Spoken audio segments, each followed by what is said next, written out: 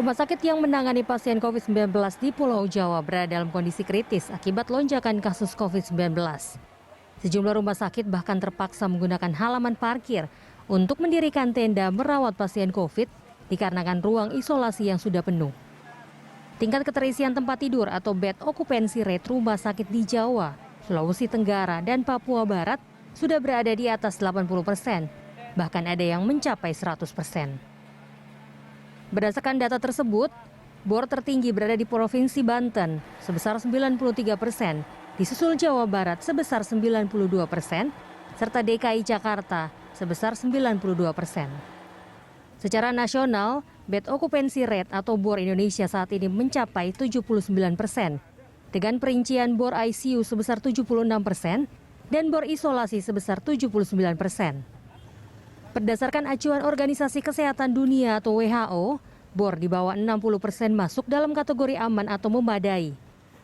Bor berada di antara 60 hingga 80% masuk dalam kategori darurat, dan bor di atas 80% masuk dalam kategori kritis menuju kolaps.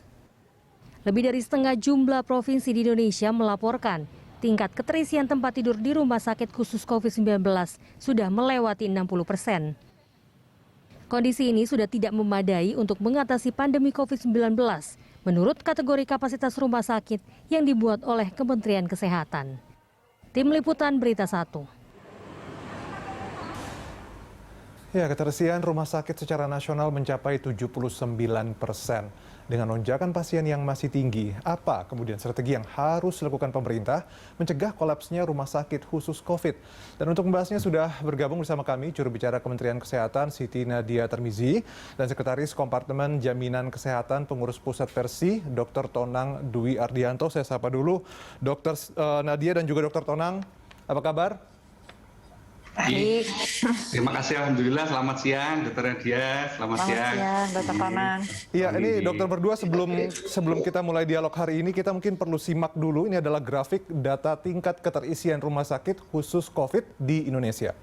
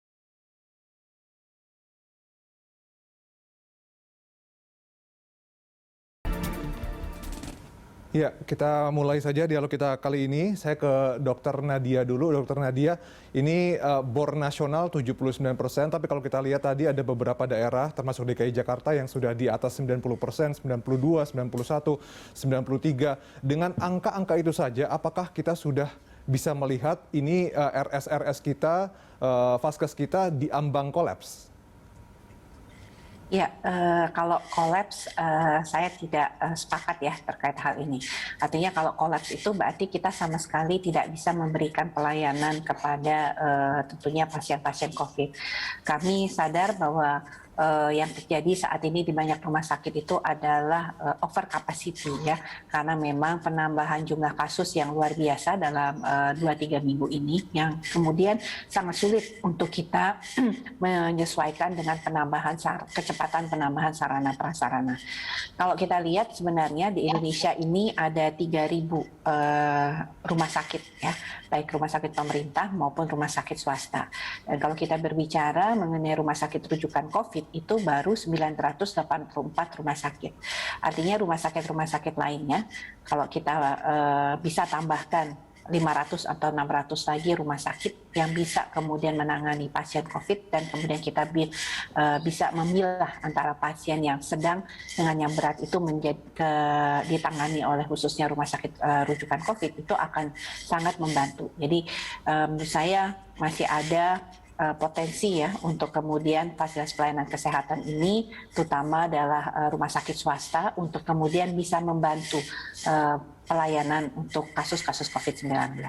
Jadi itu salah satu opsi ya, Dokter Nadia ya, mengkonversi rumah sakit non-COVID menjadi rumah sakit COVID. Betul, tetapi kita tahu tadi ada 3.000 ya, artinya tentunya mungkin separuhnya kita tujukan untuk melayani pasien COVID yang saat ini memang kondisinya adalah emergensi. Kalau saat ini kan kita menerapkan PPKM darurat, yang artinya juga posisi kita ini harusnya darurat. Sehingga selalu kami ingatkan pemerintah daerah untuk tegas meminta rumah sakit swasta yang ada di wilayahnya itu untuk bisa membantu upaya kita dalam penanganan pasien-pasien COVID-19 ini. Karena walaupun kita menambah sarana prasarana itu tidak bisa dengan cepat ya. Jadi dengan penambahan jumlah kasus. Nah, ini yang di hilir. Di hulu tentunya harus kita upayakan bagaimana menambah tempat-tempat isolasi secara terpusat supaya mungkin apa yang kita dengarkan banyak kasus masyarakat karena tidak mendapatkan layanan di rumah sakit kemudian melakukan isolasi mandiri yang kemudian banyak kemudian dikatakan atau dilaporkan meninggal. Nah, kalau kemudian kasus-kasus seperti ini kita bisa tangani di isolasi secara terpusat, ini akan tentunya membantu memotong upaya penanganan yang harusnya bisa dilakukan lebih dini ya. Tentunya kalau penyakit itu bisa kita tangani lebih dini akan tidak jatuh pada kondisi yang lebih berat atau kritis dan memberikan waktu untuk tenaga kesehatan dalam memberikan pelayanan. Karena kalau ada 100 pasien yang emergensi kan pasti didahulukan. Tapi kalau yang emergensi itu betul-betul kritikal, kan ini akan juga sulit ya untuk tenaga nakes memberikan tadi pelayanan optimal. Tapi kalau belum jatuh pada kondisi yang kritikal, ini masih memberikan space untuk nakes dalam memberikan pelayanan. Jadi over capacity kami akui situasi yang sangat sulit saat ini betul-betul terjadi, dan kalau kita dikatakan kolaps itu tidak mungkin karena kita lihat masih banyak fasilitas pelayanan kesehatan yang ada dan kita masih memberikan pelayanan sekuat tenaga. Nakes-nakes masih berjuang, berjibaku untuk memberikan pelayanan terbaik di tengah-tengah keterbatasan sarana prasarana yang memang tidak bisa kita kejar dengan cepat. Oke, Dokter Tonang, tadi Dokter Nadia bilang bahwa salah kalau misalnya disebut kolaps begitu ya. Tapi kalau dari Persi sendiri, data-data menunjukkan kondisi real di rumah sakit, terutama yang rujukan COVID seperti apa? Saya kira tadi beliau sudah menggunakan kata yang pas, yaitu over capacity. Itu yang saya kira bisa kita pahami dan bisa kita sepakati bersama. Jadi kalau kita terlalu berkutat pada kata-kata kolaps, nanti malah tidak ada bergerak maju ya. Saya kira belum tepat, terjadi over capacity pada rumah sakit yang memang kalau kita bicara nasional memang belum merata. Artinya ada daerah-daerah yang sudah sangat tinggi, ya. Sementara memang ada juga daerah lain yang sejauh ini masih belum setinggi itu. Ini barangkali yang tentu dalam kacamata nasional beliau menyatakan memang belum kolaps ya. Hanya di titik-titik tertentu kita sudah mendapati over capacity yang sudah cukup berjalan ini. Kami mungkin sudah 3 minggu lewat, kami masuk minggu keempat ini dalam menghadapi situasi di mana ada lonjakan yang akhirnya tadi over capacity. Tentu kalau itu kita teruskan akan sangat mudah nanti menuju ke titik di mana kita memang benar-benar tidak sanggup lagi untuk melayani.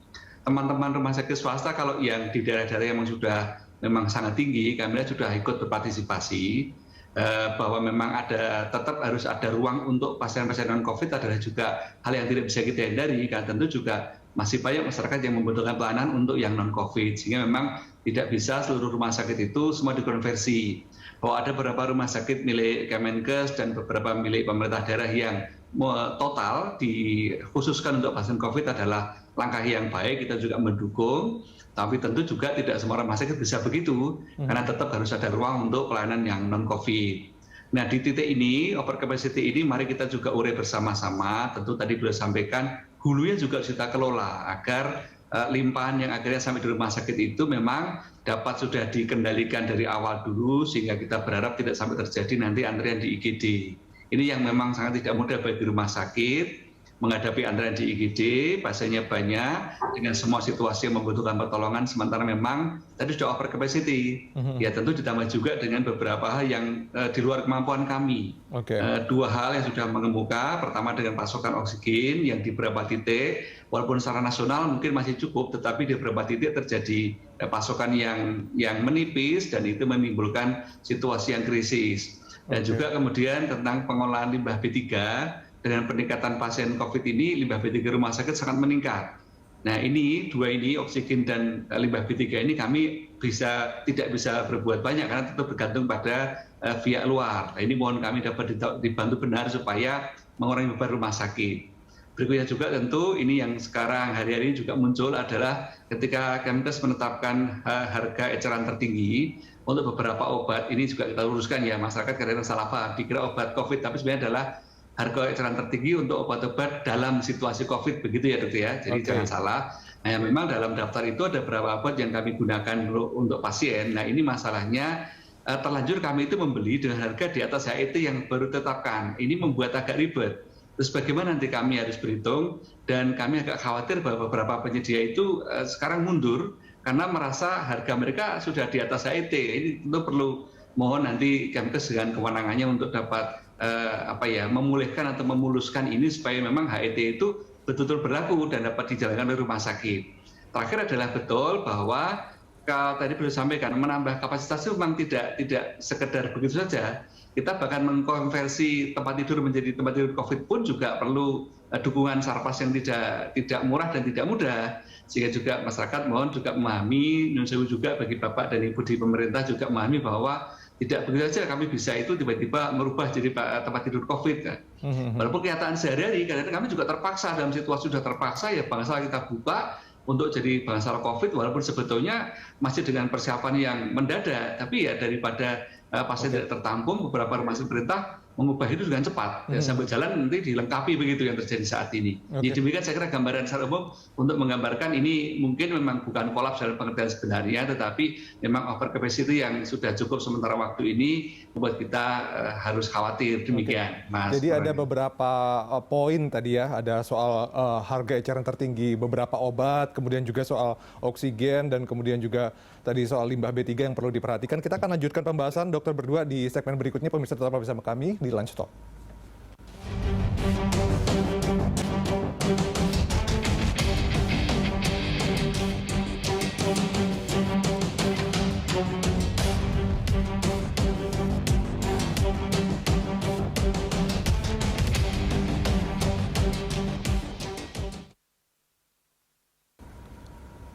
Ya, kembali kita lanjutkan dialog masih dengan Dr. Nadia dan juga Dr. Tonang. Saya ke Dr. Nadia. Dr. Nadia, ini bagaimana kemudian koordinasi Kementerian Kesehatan atau mungkin Dinkes yang ada di daerah dengan pemerintah daerah? Karena kita tahu kan misalnya saja ambil contoh buat tempat-tempat isolasi mandiri atau isolasi terkendali begitu, itu ambil contoh di DKI dibuka Wisma Atlet, kemudian ada rumah susun yang dijadikan tempat isolasi dan kemudian juga bahkan asrama haji. Kalau di daerah-daerah koordinasinya dengan Pemda seperti apa?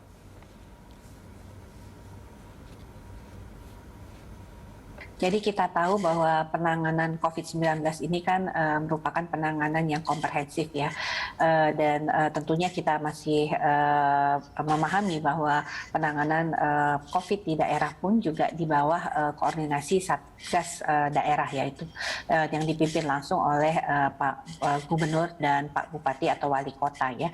Nah jadi terkait koordinasi ini tentunya Dinas Kesehatan itu tidak bisa berdiri sendiri ya untuk menyelesaikan permasalahan ini. Jadi memang kalau kita lihat adanya kegiatan terkait isolasi yang terpusat itu memang menjadi salah satu dukungan daripada Dinas Kesehatan untuk memastikan sarana prasarana sesuai standar. Tetapi kita juga ingat bahwa ada unit BPBD, Badan Penanggulangan Bencana Daerah, yang juga memberikan dukungan. Serta juga kita memobilisasi keterlibatan Paskes TNI Polri untuk mendukung kita bersama dalam pelaksanaan kegiatan baik untuk isolasi secara terpusat tadi, memberikan pelayanan isolasi terpusat, ataupun juga dengan adanya rumah sakit lapangan yang mungkin nanti dibutuhkan seperti DKI, mungkin selain Wisma Atlet kita juga akan membuat rumah sakit lapangan ya. Oke, dokter tenang. Sejauh mana kemudian keberadaan tempat-tempat isolasi mandiri atau isolasi terkendali tadi atau terpusat tadi itu bisa membantu meringankan beban dari rumah sakit? Kami sangat berharap bahwa tentu dengan adanya upaya di hulu ini, maka nanti aliran yang harus sampai ke rumah sakit itu memang sudah dalam situasi memang betul-betul membutuhkan. Tentu dalam hal ini kami posisinya berharap karena memang untuk yang seperti di isolasi terpusat misalnya, ini kan dalam pengelolaan dari Pemda dengan teman-teman di nakes yang di luar rumah sakit. Kita juga tidak mungkin kan membiarkan bahwa isolasi mandiri ini berjalan sendirian tanpa pengawasan. Nah, kami memahami juga beban teman-teman di lapangan juga tidak mudah. Kami juga mendengar misalnya dengan jumlah banyaknya isolasi mandiri juga membuat tuntutan untuk memantau juga tidak mudah. Tapi apapun kami rumah sakit berterima kasih sekali bila memang isolasi mandirinya bisa terawasi, juga nanti isolasi terpusat juga bisa berjalan, karena ini berarti sangat-sangat membantu kami. Sangat membantu kami untuk bisa bernafas lebih tenang, memberikan pelayanan secara optimal. Kita harapkan dengan demikian nanti kita bisa melewati lonjakan ini tanpa harus ada, mohon maaf, angka yang cukup tinggi bagi saudara-saudara kita yang terpaksa harus meninggal dunia. Demikian. Dokter Tonang, selain ruangan dan kemudian jumlah bed begitu ya, ini bagaimana dengan ketersediaan tenaga kesehatan? Nakes-nakes kita, kalau kita lihat kan ada beberapa hari terakhir begitu di media sosial beredar video-video di mana nakes-nakes di beberapa rumah sakit itu tampak sangat kewalahan, tampak sangat kelelahan. Memang saat ini terjadi, satu karena lonjakan pasien banyak, kami harus melayani. Yang kedua juga sebagian dari kami juga harus isolasi mandiri juga, karena memang tidak bisa dihindari ya, tentu ada kontak erat juga yang kita harus perhatikan juga, dan jangan sampai terjadi nanti terlanjur kondisi berat yang juga tidak mungkin kita biarkan. Jadi memang ini juga beban tambahan untuk kami di rumah sakit, maka memang sekali lagi mengkonversi tempat tidur itu membutuhkan pemikiran yang panjang, dan di titik ini rasanya kita harus bersama-sama memikirkan bagaimana ada pasokan SDM yang bisa digunakan juga bagi rumah sakit untuk minimal itu memberikan ruang bagi yang pegawai-pegawai kami yang sudah ada ini untuk lebih bernafas. Nah ini sudah menjadi harapan bersama, cuman memang belum ketemu juga ya bagaimana caranya, apakah misalkan kita bisa menggerakkan misalkan SDM-SDM yang ada di luar rumah sakit untuk membantu bila titik tertentu kita sudah tidak mampu lagi, tapi tentu harus ada juga dukungan. Waktu itu pernah ada surat edaran Menkes bulan Desember bahwa ada pendayagunaan tenaga kesehatan yang diberikan pengecualian untuk sementara ini dalam kaitan pengurusan ke STR misalkan, itu juga ada kemudahan. Nah, ini perlu kita refresh lagi saya kira untuk memberikan kesempatan bagi tenaga kesehatan yang di dalam maupun di luar rumah sakit itu bisa saling bekerja sama. Nah, itu ketat. Tapi perlu kejelasan memang bagaimana statusnya dan bagaimana juga kita memberikan penghargaan, karena tentu rumah sakit juga berat dalam situasi hari ini, kita masih berjuang juga tentang klaim, tentu jangan tambah beban lagi, tidak mudah untuk kita. Jika misalnya ada relawan yang itu nanti menjadi beban dari Kemenkes misalnya atau dari Pemda, itu bisa jadi angin segar untuk kita sama-sama berjuang. Demikian. Ini Dokter Nadia, rumah sakit di daerah, begitu bahkan lewat pemerintah daerahnya secara langsung, banyak sekali request atau meminta tambahan tenaga kesehatan begitu ya. Mungkin daerah A segini, daerah B mengajukan segini. Bagaimana kemudian pemerintah pusat dalam hal ini Kementerian Kesehatan memenuhi kebutuhan tenaga kesehatan seperti itu? Ya, jadi mekanisme untuk pemenuhan tenaga kesehatan relawan ini sebenarnya sudah diatur melalui dua cara ya. Yang pertama adalah melalui rekrutmen Kementerian Kesehatan, artinya oleh pemerintah pusat, dan yang kedua adalah rekrutmen melalui pemerintah daerah ya. Karena mekanismenya pembiayaannya pun untuk lebih dekat langsung kepada para relawan ini tentunya melalui mekanisme pembiayaan anggaran belanja daerah. Nah, Kementerian Kesehatan sendiri kita berupaya ya untuk memenuhi kebutuhan dari relawan ini ya. Kita tahu saat ini terdata di kita kebutuhan relawan itu sudah mencapai 2.600, tapi baru kurang lebih 1.000 yang bisa kami penuhi ya. Jadi memang karena tadi kebutuhan relawan-relawan ini bukan hanya dia direkrut oleh kita di Kementerian Kesehatan, oleh pemerintah pusat, tapi mereka juga direkrut melalui pemerintah daerah ya, karena memang kebutuhan ini yang memang cukup signifikan di berbagai fasilitas pelayanan kesehatan. Tadi kami sampaikan juga bahwa kembali sekali bahwa apa yang kita alami saat ini, peningkatan kasus yang luar biasa kalau kita bandingkan Desember, Januari, ini sangat jauh berbeda ya.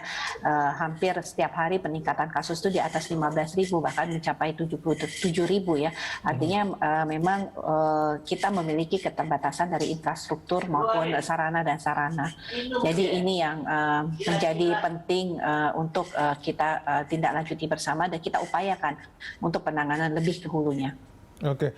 Di segmen berikutnya, Dr. Tonang dan juga Dr. Nadia, kita akan bahas bagaimana apabila ada warga terpapar dan kemudian bagaimana cara mereka mencari rumah sakit gitu ya. Dan apabila penuh, apa yang harus dilakukan, kita akan bahas di segmen berikutnya. Pemirsa tetaplah bersama kami di Lunch Talk.